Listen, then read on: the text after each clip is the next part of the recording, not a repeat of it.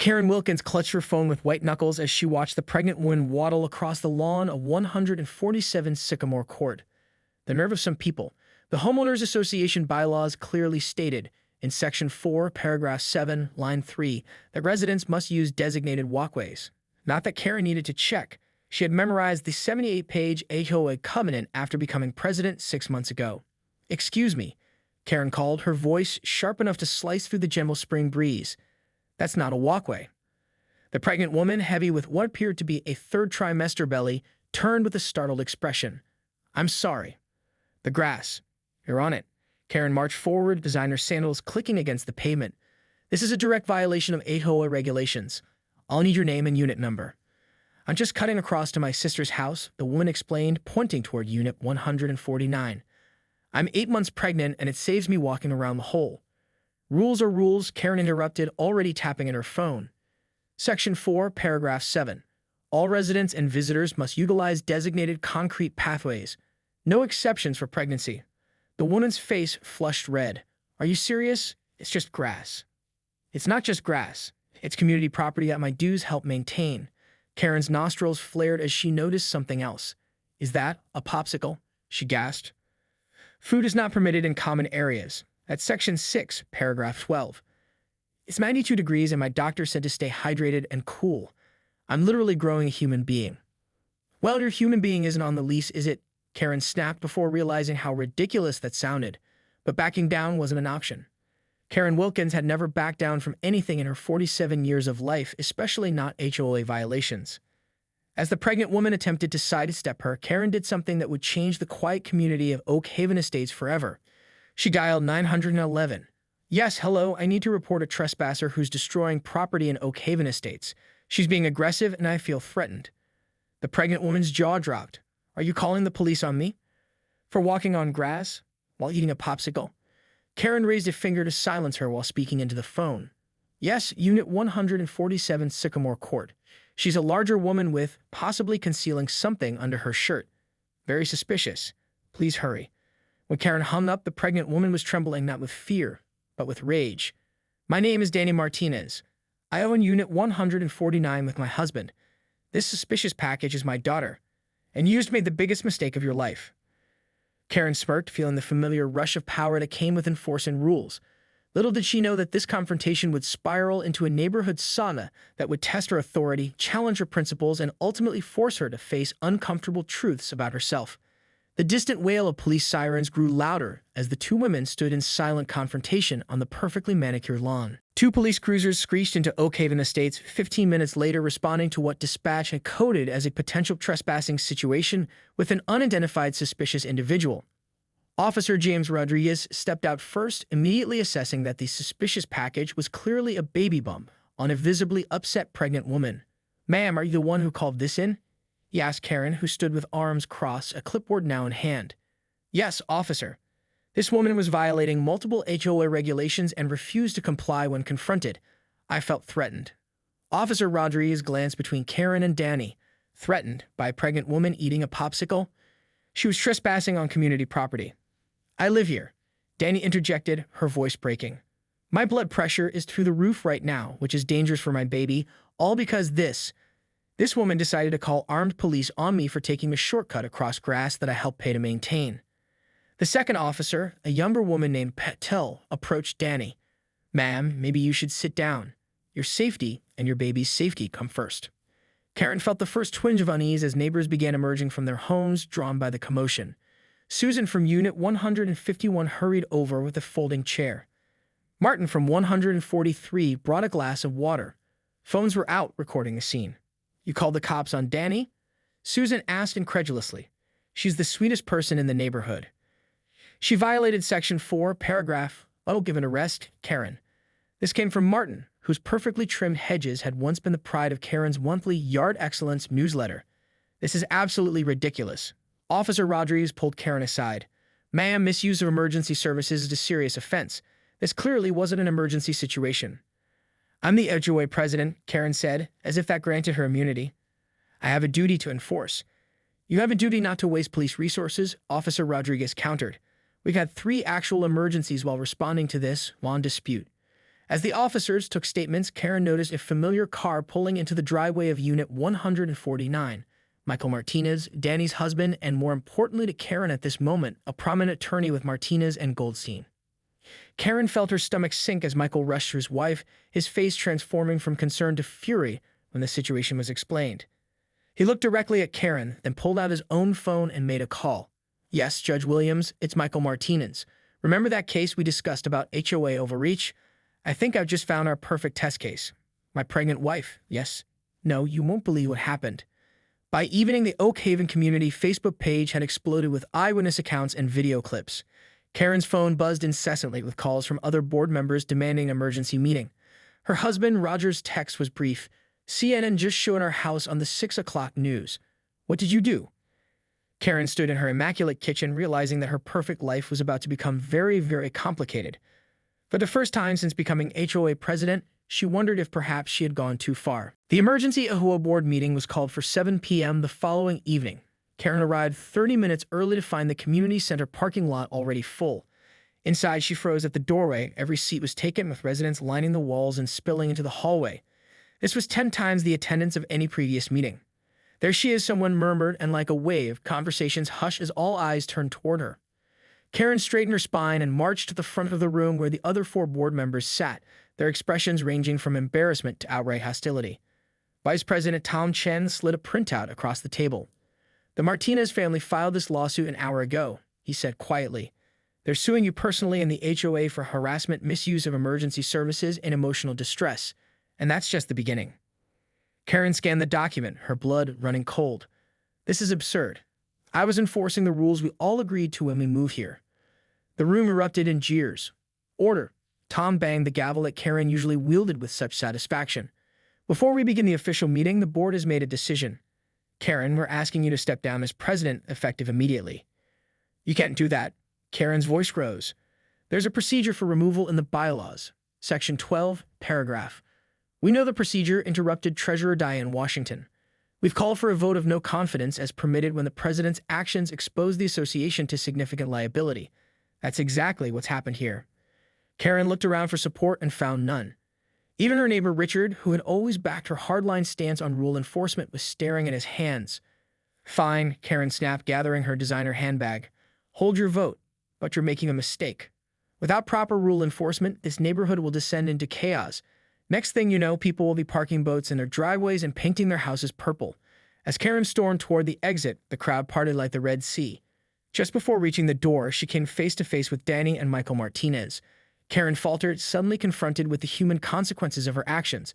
Danny's eyes were tired, with dark circles beneath them. Michael's hand protectively rested on his wife's shoulder. For a moment, Karen felt an unfamiliar emotion surfacing. Was it shame? She pushed it down and brushed past them without a word. Over the next 2 weeks, Karen watched in horror as her carefully constructed world unraveled. The hashtag HOA Karen trended nationally. A news van remained parked at the neighborhood entrance. Worse, residents began small acts of rebellion. Wind chimes appeared on porches, prohibited by Section 9.4. Unapproved flowers bloomed in gardens, and children's toys remained on lawns past the 7 p.m. curfew. From her living room window, Karen observed the neighborhood transforming, rules crumbling. On Thursday, she caught sight of something that made her gasp: a basketball hoop being installed at the Jenkins house. Portable sports equipment was explicitly forbidden. Without thinking, Karen grabbed her phone and began composing a violation notice. Then she stopped, remembering the lawsuit, humiliation, her husband's quiet disappointment. Instead, she did something unprecedented. She walked across the street to speak to the Jenkins family directly. A basketball hoop. Karen stood at the edge of the Jenkins driveway, arms crossed. Her voice lacked its usual sharp edge, but her presence alone made 13-year-old Tyler Jenkins freeze mid-dribble. "Mom," he called toward the garage. "It's Mrs. Wilkins." Ashley Jenkins emerged, wiping her hands on a towel. Her expression hardened upon seeing Karen. "If you're here to cite us for a violation, save your breath. You're not the president anymore, and we've already checked with the new board. They're revising the recreational equipment policy." Karen inhaled deeply. "Actually, I wondered if the insulation was stable. My husband Roger used to install these before we moved to Oak Haven. Some models can tip if not properly anchored." Ashley's suspicion didn't waver. "It's secure." "I see." Karen stood awkwardly, realizing she'd forgotten how to have a normal neighbor conversation. Well, the concrete should cure fully before heavy use, at least 48 hours. Tyler cautiously resumed dribbling, eyes still fixed warily on Karen. He's pretty good, Karen observed, surprising herself with a genuine compliment. He is, Ashley agreed, her stance softening slightly. He made the school team last year, but practicing was difficult with no hoop at home. Karen watched Tyler execute a decent layup. My son played in high school, she said quietly. Division championships his senior year. I didn't know you had a son. He's in Seattle now. We don't talk much.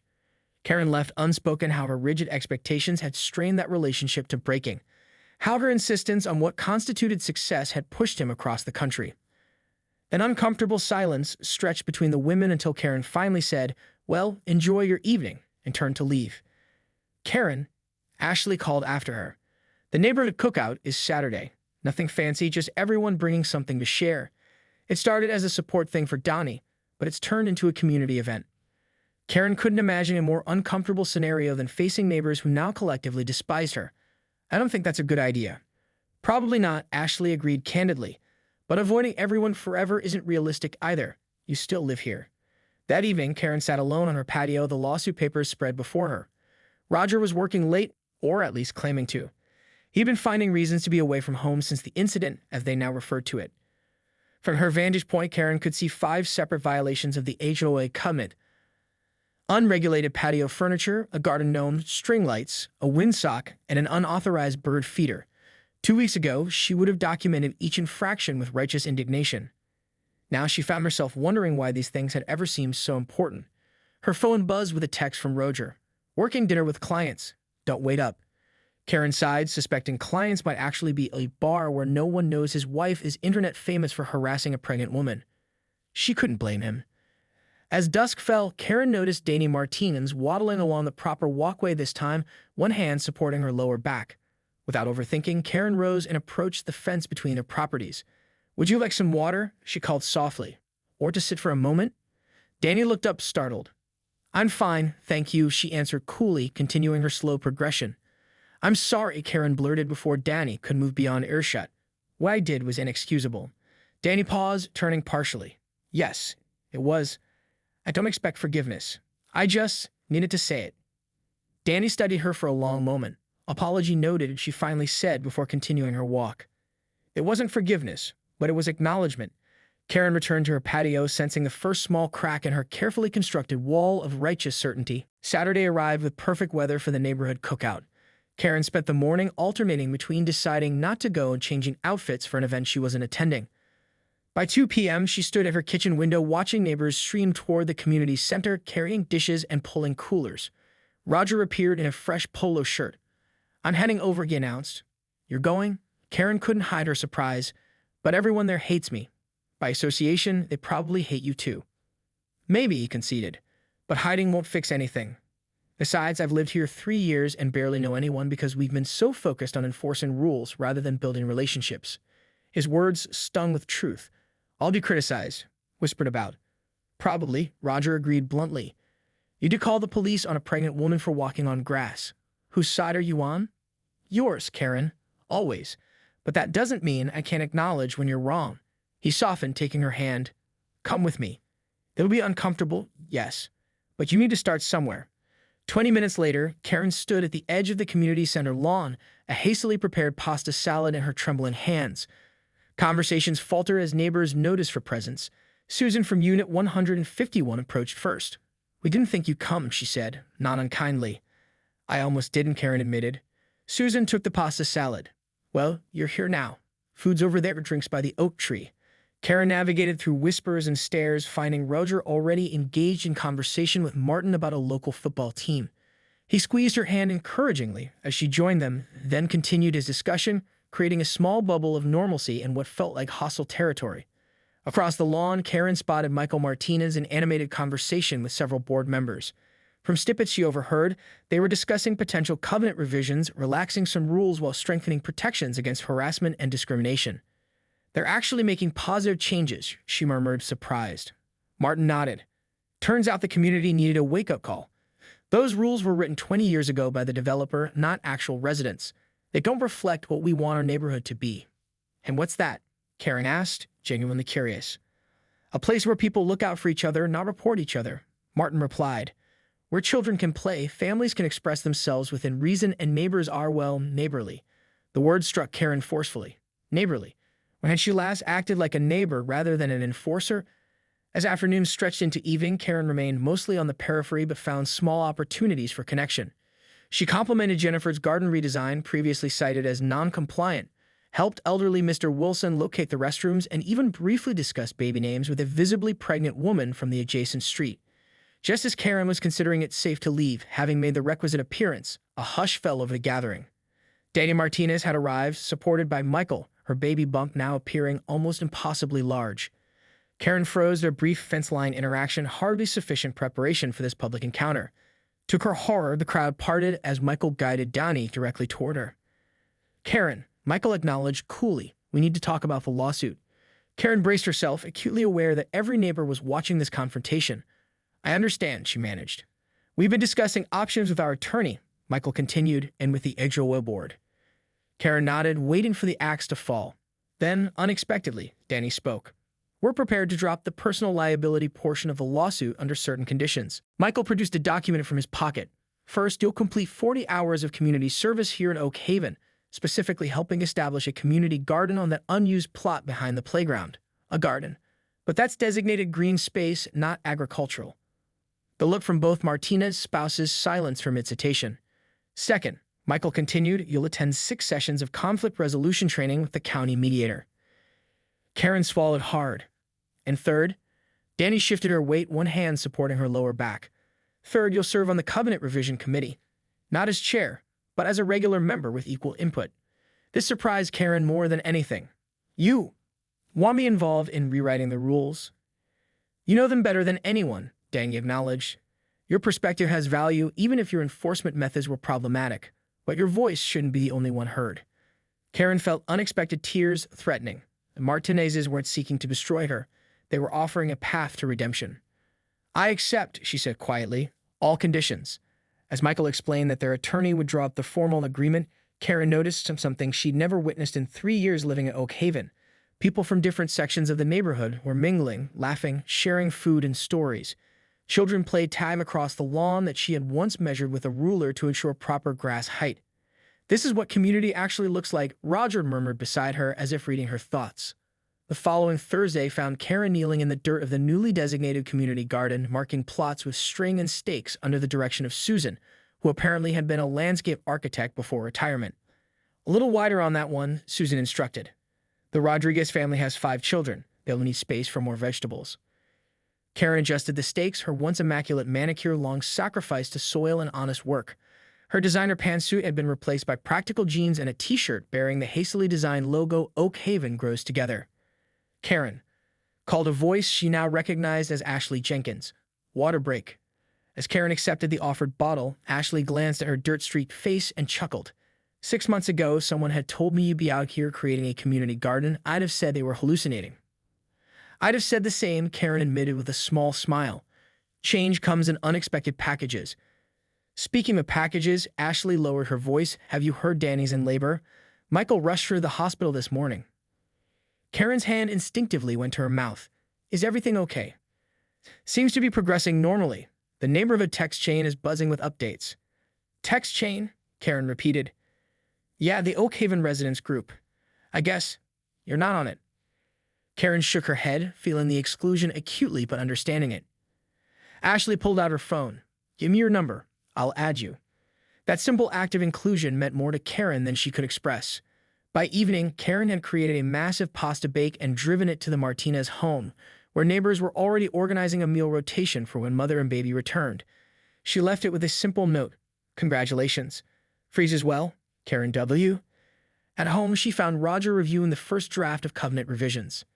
How does it look? She asked, washing garden soil from her hands. Like a document written by actual humans instead of lawyers, he replied. The focus is on safety and consideration rather than control and conformity. I think you'll approve. There's still structure, just with more flexibility. Karen sat beside him, genuinely interested. Show me. As they reviewed the document together, Karen realized something fundamental had shifted within her. Rules still mattered. They provided necessary order, but they existed to serve the community, not control it. Her phone buzzed with a text from an unknown number. It was a photo of Danny holding a tiny swaddled infant looking exhausted but radiant. The message read, "Welcome to Oak Haven, Lucia Martinez. 7 olives, 2 ounces of pure perfection." Karen smiled at the tiny face, amazed that just weeks ago she had seen this precious life as merely a suspicious package and rule violation. 3 months later, on a perfect autumn morning, Karen stood at the podium in the community center, facing the largest HOA meeting attendance in Oak Haven history. As chair of the Covenant Revision Committee, she began, her voice steady despite her nerves. "I'm pleased to present our final recommendations for the updated neighborhood guidelines. Each household has received a digital copy for review, but I'd like to highlight key changes." Karen gestured to the screen behind her where Michael Martinez advanced the presentation slides. Their unlikely partnership had raised eyebrows initially, but had proven remarkably effective. Karen's organizational skills complemented by Michael's legal expertise and progressive vision. First, we've consolidated the previous 78-page document to a streamlined 15 pages focused on core community values rather than micromanagement. We eliminated outdated restrictions on aesthetic choices while maintaining standards that protect property values and safety. She clicked to the next slide. Second, we've created a 3-person mediation team for disputes, ensuring no single person holds disproportionate enforcement power. And third, we've established democratic processes for future amendments requiring 60% resident approval rather than board-only decisions. The presentation continued for 20 minutes, with committee members explaining various sections. When questions opened, Karen braced herself for criticism. "What about holiday decorations?" called Mrs. Peterson from Unit 133. "The old rules limited them to 2 weeks before and after the holiday. The new guidelines extend that to 1 month before and 2 weeks after major holidays," Karen explained. "With common sense expectations about excessive lighting after 10 p.m. And recreational equipment?" asked someone else. "Permitted in backyards without restriction and in front yards with reasonable size limitations and safety requirements," Karen answered. "Basketball hoops specifically are allowed in driveways if properly installed." The questions continued, each demonstrating that Karen had truly listened to her neighbors' concerns. When the final vote came, the new covenant passed with 89% approval, an unprecedented consensus. As residents mingled afterward over coffee and pastries, Karen found herself approached by Danny Martinez, baby Lucia sleeping peacefully in a front carrier. "Quite the transformation," Danny observed, gesturing around at neighbors chatting comfortably. "Both for Oak Haven and for you." Karen nodded, watching children play tag through the open doors, crossing freely between pavement and grass. "I needed to understand the difference between order and control, between rules that protect and rules that just restrict." "Well, you've more than fulfilled our agreement," Danny acknowledged. "The lawsuit is officially withdrawn as of yesterday." "Thank you," Karen said sincerely, then added with unexpected vulnerability, "but I hope that doesn't mean the end of whatever this is between us." "Friendship," Danny suggested with a small smile. "I think we're getting there." Baby Lucia stirred and Karen hesitantly asked, "May I?" Danny carefully transferred the drowsy infant into Karen's arms. As Karen gazed down at the tiny face, she reflected on how this little life had catalyzed such profound change. She had lost her position of authority but gained something far more valuable, genuine connection to her community. Later that evening, Karen sat on her front porch for the first time in years. She'd always avoided it before, not wanting to appear idle or invite casual conversation. Now she sipped lemonade and waved to passing neighbors, some stopping briefly to chat. Roger joined her, settling into the adjacent chair. "The garden committee wants to expand next spring," he mentioned. "They're thinking of adding a children's section where kids can grow their own vegetables."